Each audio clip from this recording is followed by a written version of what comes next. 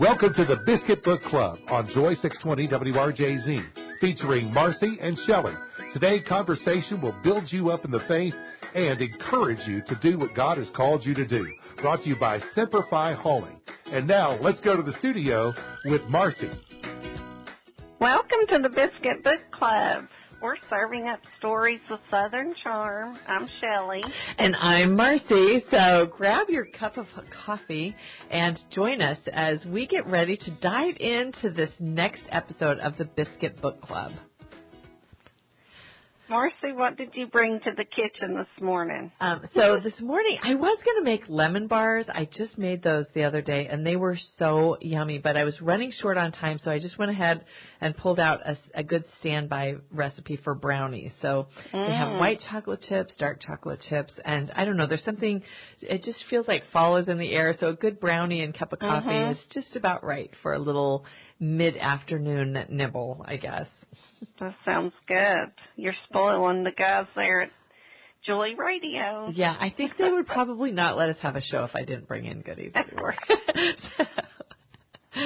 So anyway, today's guest, I'm so excited to introduce her to you.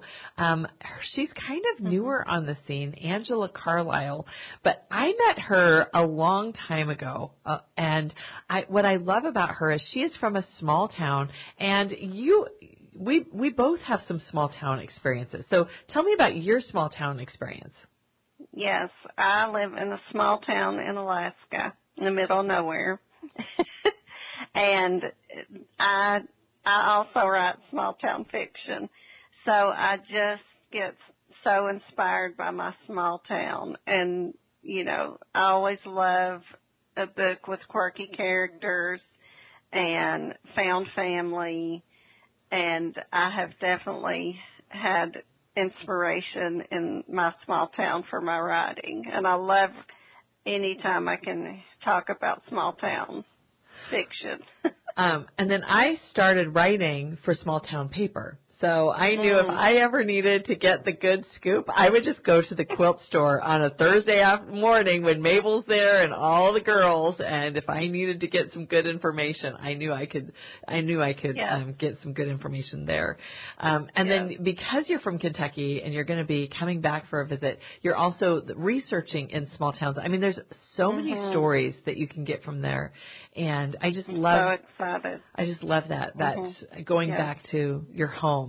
So yes, I'm going to the Lexington area. There's a lot of small towns surrounding the area, and it's horse country, and I'm going to be doing some research in that area. I cannot wait. I cannot wait either. And I love the fact that you are going to be taking pictures. We're working hard on getting our Substack up, our podcast up, and I love that you're going to be sharing that with our listeners on our Substack. So we can experience that small town with you. Well, Angela is somebody that I met at, I think we have this big connection with Vision Writers Conference, Mount Herman area, because that is where I met Angela for the first time. She was coming to a writers conference, and I was picking up people at the airport, and her plane had gotten delayed. And so, long story short, after a long just a treacherous day of travel. And I was thinking, I don't know if I can wait any longer. It's after 10. I've got another person at 10 at night, and it's starting to rain. And just then I was walking out, and I just felt like, okay, Lord, you know where this gal is. I don't. Can you please just help me make the right decision? And just then she called, and she goes, I just hit the ground.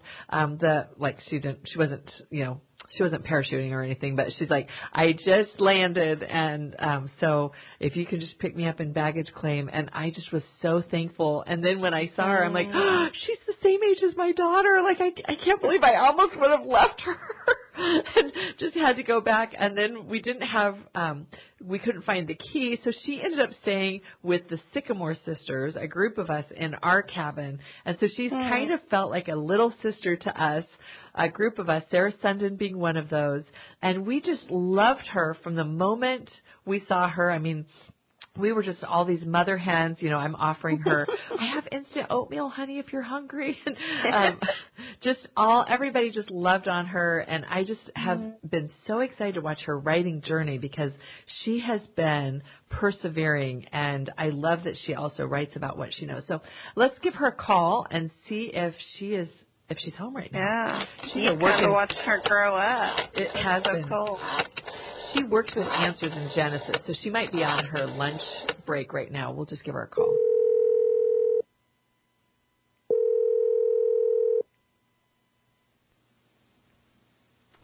Hopefully she's answering. Hello? Hello? Oh, hey, Angela. Hi. Good. Hey, we were just hoping to catch you on your break, but it's Shelley and Marcy, and we're on the Biscuit Book Club right now, even though I know you. But I'm so excited to introduce you to my friend Shelley and also our listening audience because you just had a new book come out. And Shelley writes small town fiction, Southern fiction, and she's been working on her book too. So anyway, we're excited to have you on the Biscuit Book Club today. Welcome. Hey, Shelley, Marcy, so good to hear from you guys. Yeah.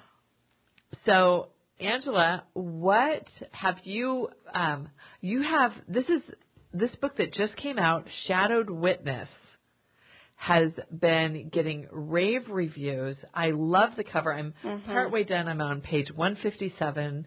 And I did have a quick question.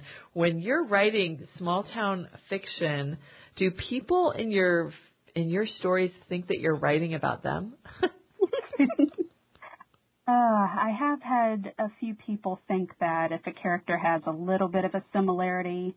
In book 1 of the series, there was a teenager that had died, and my brother has sworn up and down for years that I killed him off. I really didn't. He just happened to be the same age as that character at the time. Adriana Trajani just says, change the hair color. They'll never know. The hair color was different, and he still thought it. So I dedicated book 2 to that brother. You'll have to read the dedication later. It was kind of fun. That's pretty funny. Now, have you threatened to write about people? You know, honestly, more often I have people asking me to kill them off in a book or to have them be the villains. So I wrote for city council. I wrote the city council news for the small town paper, and there was a lot of people I could have written about.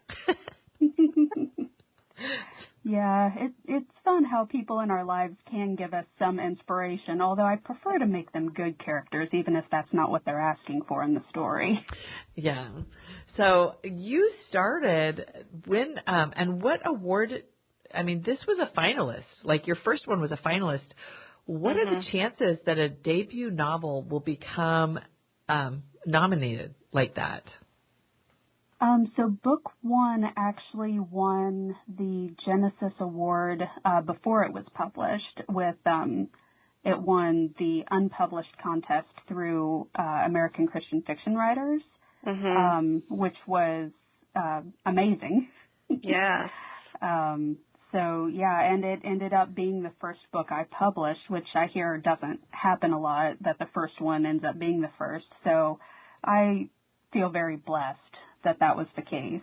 And how much say do you have in your cover? I'm like Marcy, I love the cover. I love the red. I've been noticing red on covers, and I'm very attracted to that.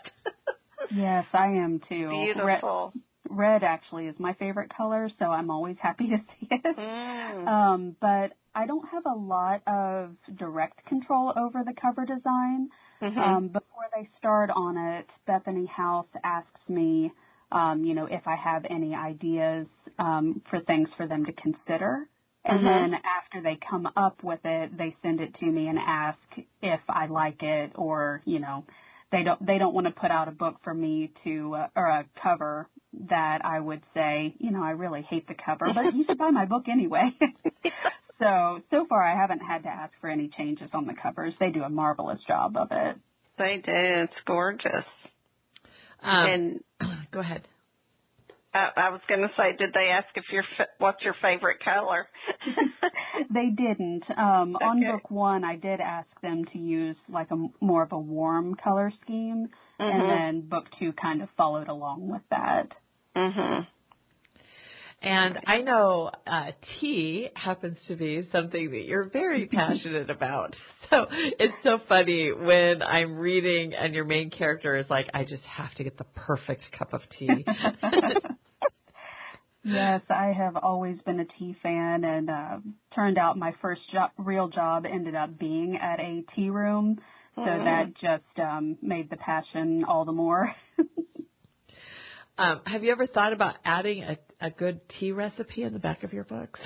Because I know somebody who might be able to facilitate that.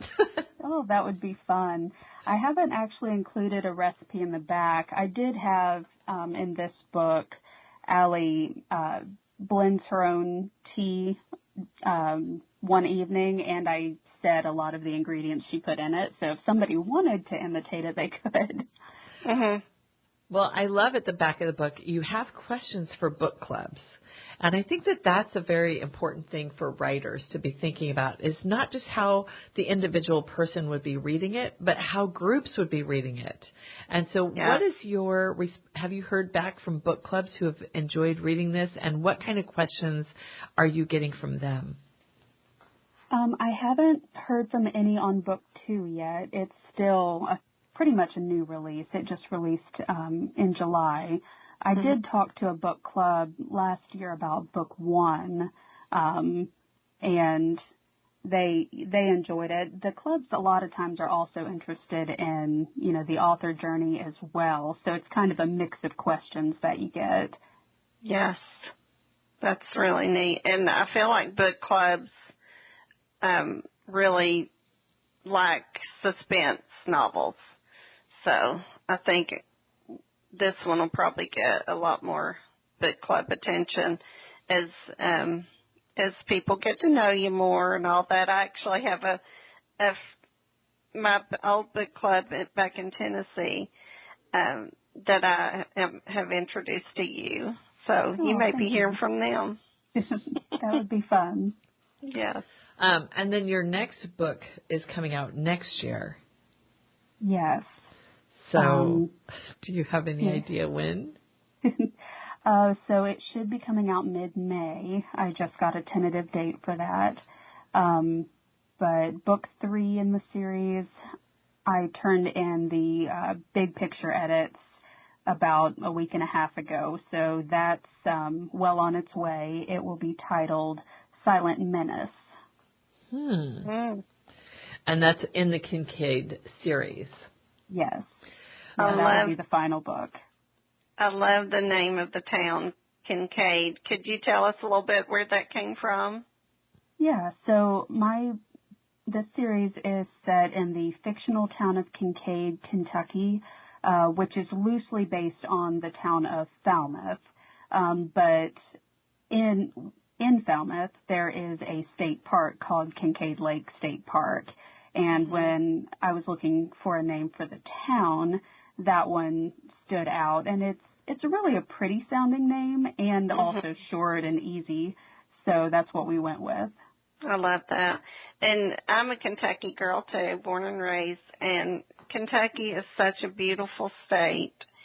I grew up about an hour south of Lexington in London, Kentucky.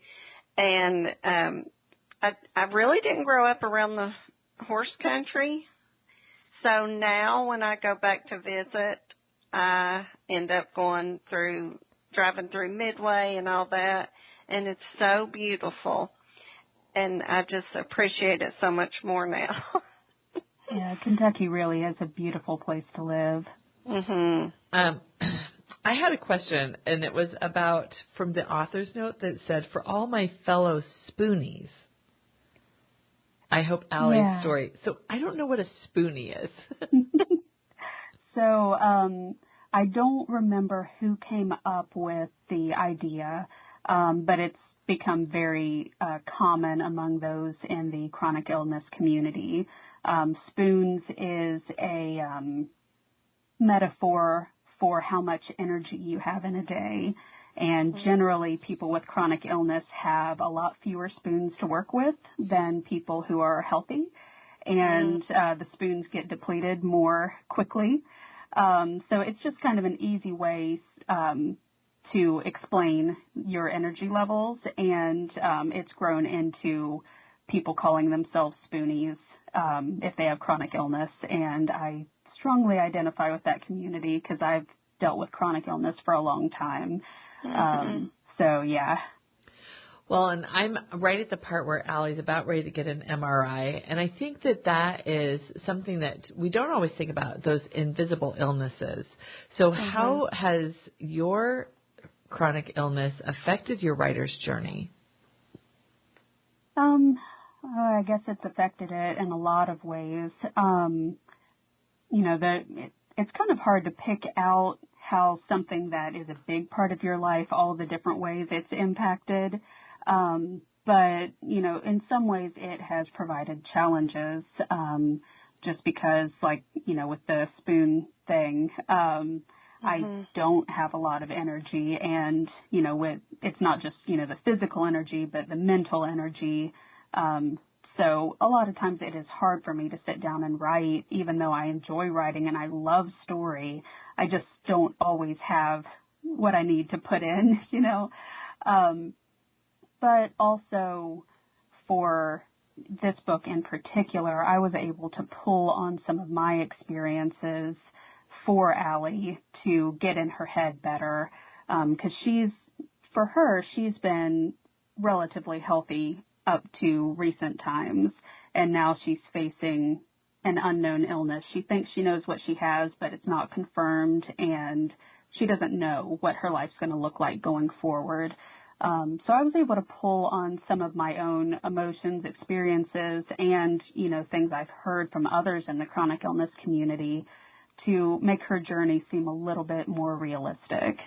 And then I'm sure, I hear this from people who say, well, I just don't have the time or the patience or and it's if you're a passionate writer and you feel like the Lord has put a story on your heart, there is nothing that can stand in your way that he is not going to help you through, even if it doesn't look like what other people go through. So I think what you've had to go through really is a testimony and a testament to other people to just say yes to what the Lord has for you and step into that role with perseverance, even if it's not what you thought it would be when you were growing up. So you were a homeschool family. Is that true? Yes. Other than first grade, I homeschooled all the way through, and I'm really thankful for that experience. Oh, and then did you have, did you always think that you would like to be a writer? I mean, Shelley said she would. Shelley, did you always want to be a writer growing up? No. I was in my 30s before that came to me. What did you think you were going to be when you grew up, Shelley? I wanted to be a teacher, actually, and now I'm like, thank you, Lord. I don't think I would be a good teacher. So, Angela, when you were going through homeschool, was writing something that you were passionate about, or stories, or reading? Yeah, so I was always a reader. Some of my early memories are my mom reading chapter books and things to me, and then I would go when I was a little bit older. I'd go to the library and get as many books as I was allowed, and sometimes I'd read several books in a day. I just loved story. As far as writing, I played around with it at points, thought it would be a neat thing to do. But it didn't really materialize for me until after I graduated college and got an idea, which ended up turning into the first book in the Secrets of Kincaid, to where I started a book and actually went more than a couple of chapters. So, yeah, for me, the writing journey more started after, but there were seeds of it earlier on. And you were talking about, writing even when you don't feel like it, but I don't think people realize how much writing takes out of you. mentally, physically, spiritually, it takes a lot. And one day this week I wrote 1,700 words in one day, longhand, and I was exhausted by the end of it. So it takes a lot out of you to write. It does. It's rewarding, but also there definitely is work to it. Yeah, it's hard work. I always think of that when I buy a book. I think of the hard work that went into it. And then also for the marketing of the book. This takes a lot of work to not have announced it a little bit earlier than 3 days before it hit the shelves. So, but I think that how have you been for marketing? Because I've seen your books out everywhere. And before you answer that, so Angela, when I met you, you were a pharmacy tech. Yeah. So how did that help you with your research? Because we had Sarah Sundin on here. She was a pharmacist, and that really helped her to have such a great research ethic and stuff. So you went into pharmaceutical tech. Were you was that just something to pay for Grammarly while you were waiting for writing, or what was that stepping stone? Or did you had that been something on your future plans, and then it shifted later? Yeah, so I went to college for theological degrees, so nothing related to pharmacy or even directly to writing. But when I got out of college, I didn't have a plan, because I had gone knowing that that's where I was supposed to be, that's what I was supposed to study, but I didn't know what God had planned for me to do with it exactly. So when I got out of college, got back home, I needed a job that provided a little bit more than the tea room that I had worked at through college. And pharmacy was what was open nearby. So I ended up working as a pharmacy tech, mostly in data entry, for a little over 7 years.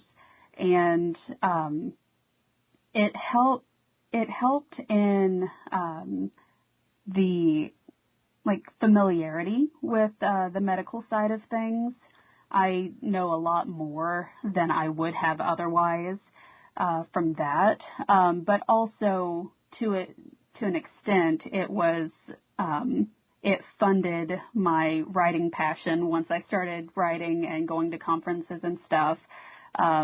Funded my being able to do that sort of thing, because a lot of the conferences are a little expensive, totally worth it, but you do have to be able to pay for them. Yes. Well, we are just wanting to make sure that people know who we're talking to. We're talking to Angela Carlisle, if you've just joined in. And Angela, where can people find you? So my website is angelacarlisle.com. It's easy, just my name.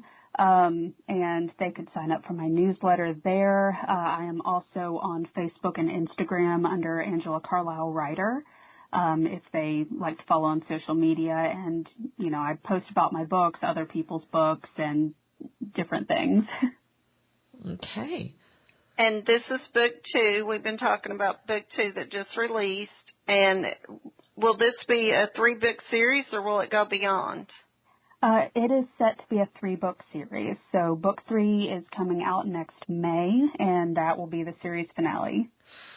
And these are all, they're standalone, but they're all based in, the setting is the small town of Kincaid, Kentucky. Yes, they can be read separately. It's a little better in order because you get to know the characters along the way, but each primary plot wraps up in its own book. Okay. Well, it's pretty suspenseful. I'm going to read this last chapter, or the back cover. Murder. That's what photographer Allie Jessup knows she witnessed as she departed her studio one evening. Waking with bruises on her neck and a foggy memory, she believes she survived an attack, but everyone seems to think she simply sustained a head injury from falling down the stairs outside her studio. Plagued by an undiagnosed health condition, she is torn between the haunting reality of what she may have seen and the possibility that her mind is playing tricks on her. Without proof the other victim ever existed, Detective Eric Thornton can hardly declare the area a murder scene. Still, he adds Allie's report to his already full caseload. But when new evidence surfaces to support her claims, Eric must stay one step ahead of the ruthless killer and uncover the truth before the suspect closes in on Allie again. If you are just listening, I want to encourage people to run, don't walk, to the nearest bookstore and get Shadowed Witness by Angela Carlisle, The Secrets of Kincaid. And I also want to let people know that if they haven't purchased this book, I want to encourage people that it's a great idea to ask your local library if they would order it. Because sometimes if we purchase the book, that's great, and then it goes into our bookshelf. But when we ask our local libraries to carry great books like this, then other people after us can check it out. So either order Shadowed, and you can get this at Cedar Springs, I'm sure. Yeah, you can. I just saw it at Cedar Springs bookstore here in Knoxville. But so go into Cedar Springs bookstore and get it yourself, or order it, or ask your library to order it. So, Angela, thank you so much for staying true to the course, for persevering despite adversity and health setbacks to create books that are worth reading and worth sharing. Yes, and thanks for coming on the show. Yeah, thank you guys for having me. I've really enjoyed chatting with you.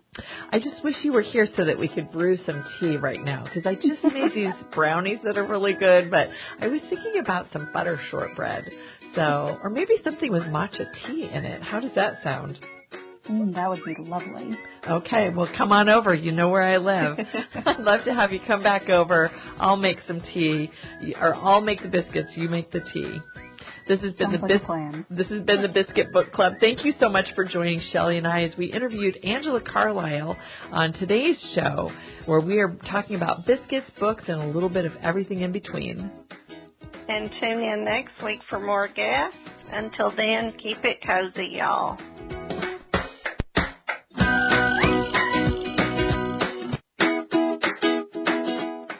Thank you for listening to today's Biscuit Book Club with Marcy and Shelley. Be listening next week at the same time for great encouragement and a challenge for what God has for your life on the Biscuit Book Club on Joy 620 WRJZ.